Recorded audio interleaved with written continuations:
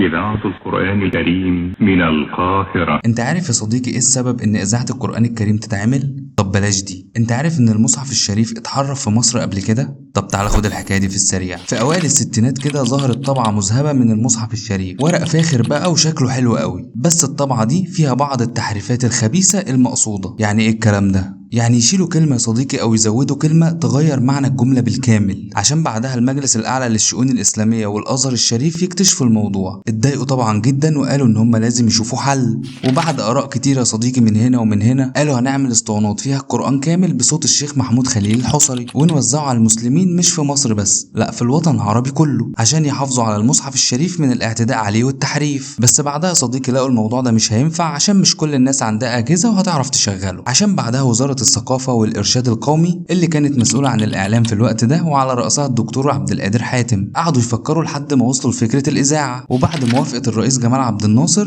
فعلا صديقي بدأت الإذاعة، وتحديدا يوم 25 مارس 1964، ومن التاريخ ده يا صديقي تحديدا وبقت شغالة في كل بيت مصري لحد دلوقتي وفي الوطن العربي كله.